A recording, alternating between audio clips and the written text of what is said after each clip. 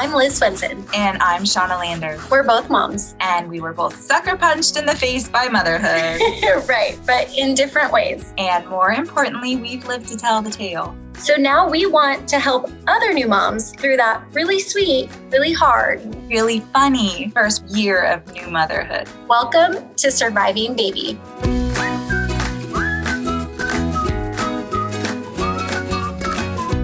Hi, Liz. Hi, Shauna. I am so happy to be back. Welcome, listeners. Welcome. We love you. Welcome to episode 2. Thank you so much for joining us again. Yay! I feel so thrilled and honored that people are actually listening. That's really cool. I hope that this is helpful. Or at least entertaining. I would settle for entertaining. Yeah, for sure. Either of those things. Okay, so episode 1 was pregnancy. And we already have a correction. Oh.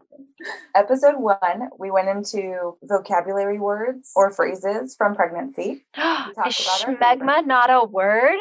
No, smegma is a word, Liz. But I said that smegma is something that the baby is covered in when they come out. And that's not true. The baby is covered in some white stuff when they come out, but that's called vernix. Oh, I have heard of that. Yeah. So smegma is still stuff that's like in your crotch area. So it's not, does it involve babies? Not really. So you do smell like smegma. I guess I do. It's just a fun word. It's such a fun word. I'm so tired. You know what? I'm really tired today too. We're meant to be, Shauna. We are. Did the babies keep you up last night? So we had one potty accident at 4. And then at 5 is Escher's awake time. Yay! I was so tired. And I went into his room and he wanted to play. He was like, Papa. I was like, cool. And I was wearing my like really comfy robe. And I have a little like lumbar pillow in that room. Put it on the ground. And I was like, I'm just gonna like lay here while he plays. And I totally fell asleep. Oh my God. Yeah, I mean, if you're tired enough, yeah. And he kept like playing with me and like coming over and patting me. And I'd be like, hey. Hey, you're here too. How are you doing? Oh, I'm good. This week has been great. The baby is sleeping through the night. Jealous. But I'm really tired because I stayed up late last night and then I have been getting up really early, like 5 a.m. to meditate and go for a walk. Yeah, because I have discovered that I am a little bit of a rage monster if I feel like I'm not an individual. So I have to get up before anybody else gets up and be by myself in the quiet. And so that starts at 5 a.m. Oh my gosh, that's incredible. I'm so jealous. But if I were to try that, it would be like 3 a.m. Yeah, that's different. See, so what it is because Cecily used to get up at 5 a.m. and then she started getting up at 5:30. So I would still get up at 5 and like take a quick cold shower. And then she started getting up at 6 and then 6:15. Like it just slowly, progressively just got later and later. Yeah. If I get up when the kids get up, I don't have time to think. It's just like get up and go. It's go. You just you're like, I'm jealous. Sometimes I want them to go away just at night. Okay. All right. You ready? I'm so excited for the topic of the day. Woohoo! You're a mom now. Yay! You did the pregnancy. You did the birth. The kid came out. You made it. There's a baby. Okay, Liz, can you tell us? I have lots on this. Okay, so you've waited 9 months. You had scary thoughts all through your pregnancy. And then you had a scary birth situation. Yep. It's official. You're a mom now. What was it like? Got baby out. I heard him cry when they took him out. It was a good cry. And I was like, okay. I'm like behind a curtain and cut in half, so I can't really see. And then he brought True over to my face and I like could smell him. Do you want to know what the smell is? What is it? It's vernix. Fun. So that happened. And then I had cholestasis. So my hands were itchy. And so right after they were like, how's your itching? And I was like, I'm still really itchy. And they gave me Benadryl. Oh. And I got knocked the fuck out. Like bad. Like my baby was just born and then I'm like narcoleptic, like gone. When you have the C-section, you have to be like monitored for several hours. I'm sure. And it's like this really long like waiting period. They say, hello, here's your baby. And then like dad takes baby. And Casey did the skin on skin. They were like, okay, mama, like you can feed him. And I'm like head down out. And they like keep trying to like rouse me. And I was like, I was just out of it. It's so hazy. But I remember like Casey's hands being on my boobs and my mom's hands being on my boobs. And I was like, what is everyone doing? And then Casey was like, we took a 20-week course on natural childbirth. I am fully versed. He kind of like knocked my mom out of the way and then was able to get him to latch. I do not really recall this moment, which is good because it was so painful. And then the next day I was like alert and then it was like, oh my God, there's a baby. So you actually got to sleep. I did. I mean, they knocked you out, but They knocked me out. Slept. See, I'm so jealous because I was terrified to let the baby go to the nursery. Yeah. And it was so, I'm so lucky. My best friend, the one that I wrote the book for, her mom is the head nurse. That is so lucky. So it was like my mom and like her being like, I'm going to care for your baby. And I was like, thank you. Oh my God, I'm so jealous. It was really cool. Sue is my favorite. I love you, Sue. Casey, oh my gosh, I have to tell you this. Okay. My amazing, brilliant, kind husband that I love so much is also at times so dumb, like so dumb. I had to do the C-section, and then when you're done with the C-section, they don't let you eat. And I didn't eat for a whole 24 hours before because they were like, you might have a C-section, so don't eat. So I was like, okay. So I'm just so thirsty and so hungry. So they finally like bring me breakfast. And like when they bring it to me, I was trying to feed Truman at the time. And so my hands were full. And Casey started eating my pancakes. Oh my God. Did you murder him? I was like, what are you doing? And he's like, oh, I'm really hungry. And they brought pancakes. I was like, those are for me. Those are my pancakes. Good Don't job. touch them. Don't touch them. And he was like, oh shit. Okay. I'm sorry. That's good. I love you, honey. They always do that though. They always do be doing dumb stuff. Oh, that's funny. What was your experience right after baby? So you on TikTok, I saw that there was a gush, like a skrplap. That's true. So yeah, so you push the kid out and you feel, well, I felt the sensation of his body coming out. And then in my tummy, there was like an utter emptying. And it just was like, I didn't really hear those sounds, but that's how it felt. Just everything came out. Your birth story is lovely. Childbirth is magical. So he came out and I remember just like being like, he's so cute and like crying and he's so cute. And they handed him to me and I was disappointed because I didn't recognize his face. Oh, how funny. Yeah, I thought he would look familiar to me. Oh. And so I got skin to skin immediately. They put him right on my chest. And I was just staring at him and I loved him so much, like immediately and immensely, just loved him so much. But he was a stranger. Oh. It's a vulnerable thing to love someone so much that you don't know. I guess is the best way I can describe it. I just was staring down at him. And then I finally looked at John, who also was like gazing at him adoringly. And I said, he looks weird.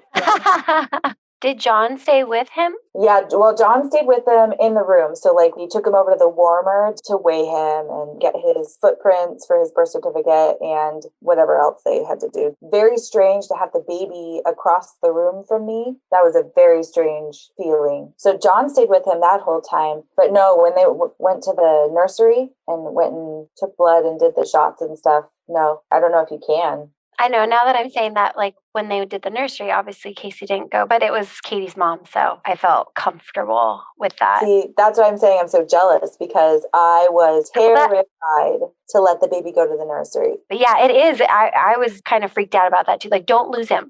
It's very nerve-wracking, even though you know consciously like they're not going to lose him. But I think it's that primitive like lizard brain in there just automatically, as soon as the kid's out, starts going into the worst case scenario, kind of terrorizing thoughts. And they never stop. I finally did let the baby go to the nursery after maybe 24 hours straight of like no sleep. When you're in the hospital, they come in like once an hour. And so they would come in and be like, how are you doing? How are you feeling? They ask these questions because they want to give you pain reliever if you need it. They want to check on you and make sure your recovery is going well. So they're important check-ins, but I didn't need them. Let me sleep. So I didn't really get much sleep at the hospital. You know what? My first 2 hospitals were amazing because it was the one where my friend's mom works. And then this last one was horrible. And I was like, I don't like this situation. I don't like the nurses. They're doing things wrong. Let's get the fuck out of here. Yeah, I started to get really bitter by like day 2, day 3, like quit fucking coming in the room. I felt anxious and like I just wanted to get home and be in my own space with the baby. That's how I felt with baby number 3, baby 1 and 2. I was cared for. It was lovely. They didn't wake us up. They like had quiet time and quiet hours and like. I'm very jealous of your hospital visit, number 1 and number 2. Yeah, they had it on lock. It was nice. But then, yeah, the third time I was miserable. Did you have any anxiety when you finally left the hospital, taking baby home? Did you have any like fears about that, or were you just ready to get out of there? That car ride home was so anxious. I was like, now I have to protect it out here. Like, yes. So we left the hospital and I had to sit in the back seat with the baby on the drive home because I was just nervous. And I did the exact same thing. Because you don't really feel like a mom. This was just a part of me, and now it's outside of me, but it's still a part of me. Like, were you like scanning traffic like I was? Oh my God. And I was like, babe, slow down. Babe, slow down. I was terrified. They're changing lanes. And he was like, Shauna, I see it. I see it all. Please stop. Just look at the baby. And I was like, I just had to look at the baby and kind of take deep breaths. And that was really a foreshadowing of what was But then once you got the baby home, I felt good. And then that first night, my mom was trying to help us. And we were like, oh, that doesn't work. I actually liked it better when we were by ourselves. Did your mom leave? Did you have to tell her to leave? I think that she had a really rough night too. She was like, oh yeah, newborns. She was wrecked. Oh, poor thing. That's really sweet. Well, because Truman just wanted food. So like some person holding it, like, that's not what I want. Give me mom. And she was trying to like hold him off so that I was so like, you could sleep. That's sweet. Didn't work. Did not work. That's sweet. Yeah, no, she was awesome. But did you do the thing where you listen to them breathe all night? Yeah. Where like I kept like getting closer and I just sit there and watch him. And I was like, he's asleep. I should be asleep. But what if he stops breathing? I need to make sure he's breathing. And then like if I did fall asleep, I like wake up and be like, is he still breathing? Is he where? Okay. Yeah. Yep. I did all of that. I even moved my pillow and shimmied my body down, like down the bed, in order to put my head right next to him. I did that because I needed to hear it. I couldn't sleep unless I could hear it. Yeah, and I'm a light sleeper, so ordinarily I wear earplugs, and I could not put earplugs in because then I couldn't hear him, so I couldn't sleep. I think I was probably awake for like a week straight. We were not set up at all. We didn't have like a co-sleeper. We had a rock and play, which at the time we didn't know was not safe for sleep. Oh no. And so we like put him in the rock and play to sleep. And then John, this kind of like terrifies me right now, but John was like, I don't like the way he sounds in that thing. He sounds like he's struggling to breathe. And so I was like, get him out then. And John, my God, was like, no, I'm sure it's fine. I'm sure he's not struggling to breathe. And I was like, no, you can't just say that and then expect me to let him sleep in that now. And he was like, well, where are we going to put him? And I was like, I don't know. You just are going to have to stay awake now and hold him. And so that's what John did. We were set up. We had a place for the baby right by us. We'd read all the books, so. Good job. I read 0 books. I still can't believe how dumb I was. We knew nothing, and I naively thought I knew everything and thought that it was all going to come on instinct. And some of it did. A lot of it did, probably. And a lot of it I learned by furiously Googling and scaring myself, because Google scares you. Another amazing piece of advice that I got before I had my baby was we met with pediatricians. And so we picked our pediatrician. We had a long chat. He was like, never Google anything. He goes, if anything comes up, here is my number. Message me. I will get back to you. Get a good book. This is the book I recommend. Look in here. If the answer's not in here, call me. Don't go on Google. And that saved my freaking life, because every time I've been like, I just need to look, I'm always like, what? Yeah, Google's terrifying. It's what horrible. a kind pediatrician. I love him. Hold on, let me just say, Liz, you're such an adult.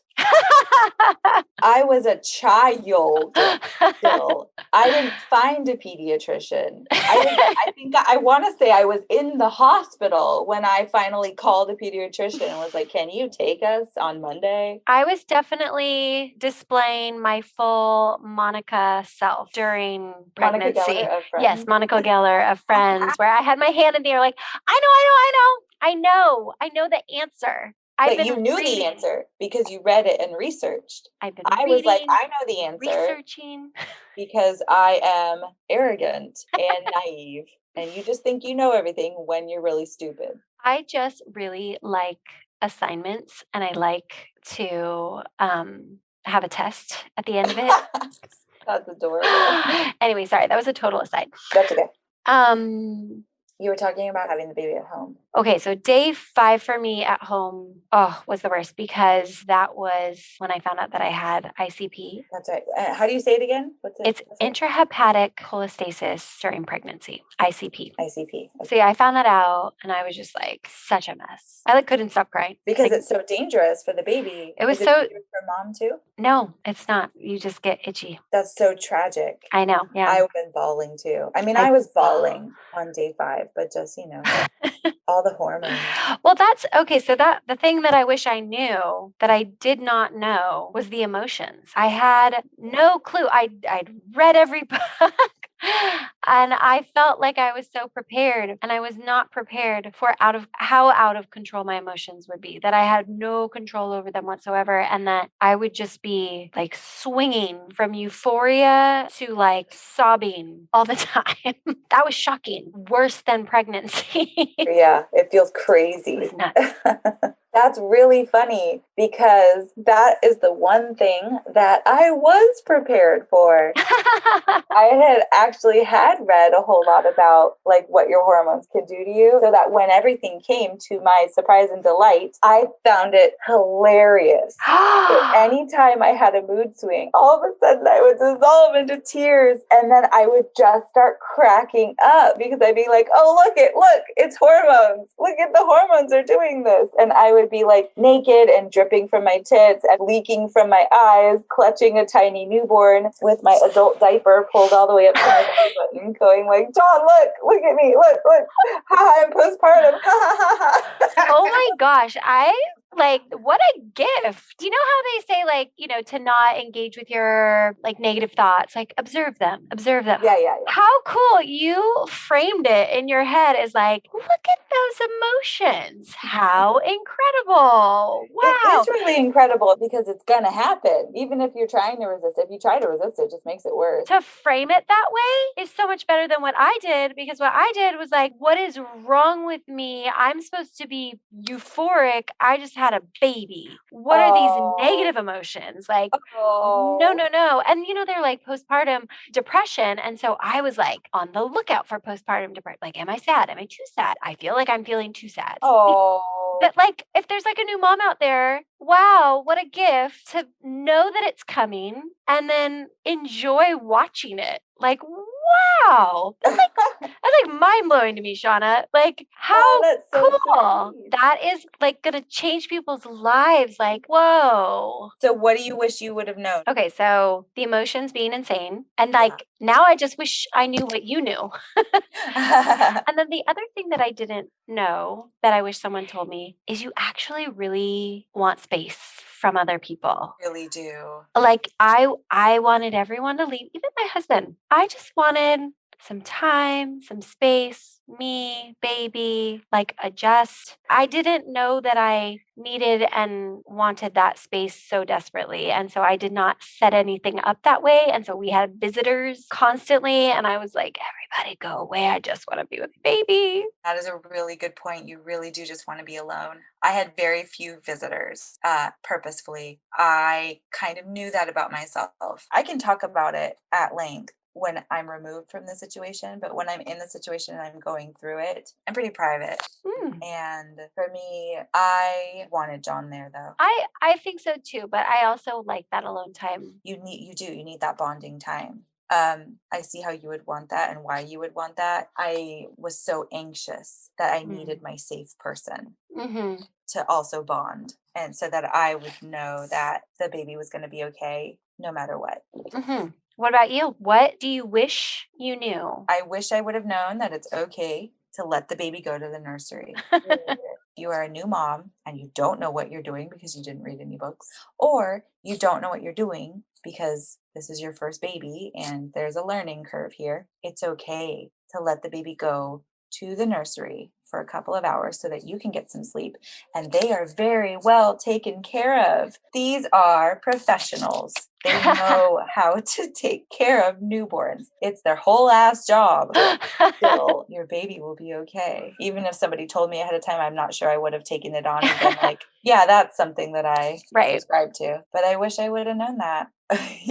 The second thing that I wish I would have known and that I would have done was to buy a corset and take the corset with me to the hospital. I've heard that. Oh my God. After the baby came out, I felt like my spine was going to snap and that I couldn't hold myself up. I felt like I always describe it this way. I don't know if it paints a picture in your mind, but I felt like a bobblehead. But that bobblehead was the upper half of my torso, and it was just like kind of bobbling around on top of like the curvature of my waist. And I wish I had a corset because I couldn't sleep. Didn't they give you one? They gave me one at the hospital, but it wasn't very tight. And instead I bought basically like a waist training corset, but like one for a long torso, even though I have a short torso, so that it like covered the whole length of from my ribs all the way down to my hips, because I felt so unstable. I didn't only need like a uterus binding kind of device. I wanted like a reinforcement, basically, my whole entire core. That's interesting. Do you know what I'm processing right now is I loved that. And I had that, I think, for my first two. And I don't think I did it for my last one. And I have a pooch this time. And I'm like, what is this pooch? Oh, you're kidding. You didn't do a binder this last time? No. How did I not do that? I don't know. That is the one thing. And I don't know if I've had 3 babies, but my abs are not the same after the 3rd baby. And I'm like, But I also have not done anything for them. So. Oh, me neither. Liz, we've come to my favorite part of the podcast. Do you have a favorite vocabulary word or term specifically about these first couple of postpartum days? And you're a mom now. Honestly, engorgement is my favorite definition because I didn't know it before. And it is good to know that your boobs are going to be huge and hot and super painful right after you have a baby. I didn't see that coming, and I know now. Okay, I have 2. I'm excited because last time you blew me away. Well, damn it. Okay, don't set expectations too high. The first is diastasis erectus, which I cannot pronounce. Diastasis. Hold on. Diastasis. Diastasis. Diastasis. Diastasis. Diastasis. I'm going to say diastasis. You say diastasis, I say diastasis. We'll all be friends. Diastasis. So my abs separated and I had a painful gap between them for 2 years. Ooh. Diastasis. That's just a ridiculously fun phrase. Diastasis That you recti can't say. that I cannot say. And then the other term that I really like, I shouldn't like it, but mastitis. Oh God, I can't say this one either. Mastitis? Mastitis. Oh my God. That's when you get an infection in your breast. Did you ever get that? Yeah, I got it one time. I went, oh my God, I've got mastitis. And John's like, what's that? And How did you know? Because I had a hard, painful lump in my breast. I had the chills, and then I started getting a headache. And I was like, those are the symptoms of mastitis. So I called my... Mastitis. No, I can't say it. Shut up. So I called my OB and I told him all the symptoms, and he didn't even have me come in or anything. He just said yes and gave me antibiotics. Wow. I actually was an overproducer. If you are an overproducer, it's very likely that you will get mastitis at some point. I got it 7 times with my last baby. Gosh. Horrible. And every That's time. awful. Every time. It's so painful. It's so gnarly. And like I'm scared every time. Like, no. Did you get in the shower and like massage it out? Oh, yeah. I do the dangle feed. Yeah. So you massage it out and then you have to like feed more often to like get the lump out. And when it finally came out for me, it came out chunky. I have extensive experience with this particular horrible thing. It's like a booger. When it comes out, it's like a full booger consistency. It's nasty. Oh, see, people don't tell you this stuff. Yeah, but I'm like, yes, because you can feel it. And you're like, oh, okay. Yeah, it's such I'm gonna be relief okay after that, and then you're fine. Yeah, no, mastitis is... That's not how it's mastitis. And with that, she is Liz. And she is Shauna. We're so excited to talk more Surviving Baby next week. If you haven't subscribed yet, we would love you to do so. And of course, you can see video versions of our podcast on YouTube. Just head over and search Surviving Baby. Yes, and don't forget to grab a copy of Liz's new book, You Got This Mama. It is now available wherever books are sold. And of course, you can follow her at Liz Swenson BFF across all social media platforms. And if you haven't checked out Shauna's comedy videos on TikTok and Insta, you are definitely missing out. She cracks me up on the regular. She's at Shauna the Mom. Go find her. I promise it will make your day. Thank you so much for joining us again for episode 2 of Surviving Baby. We'll see you next time.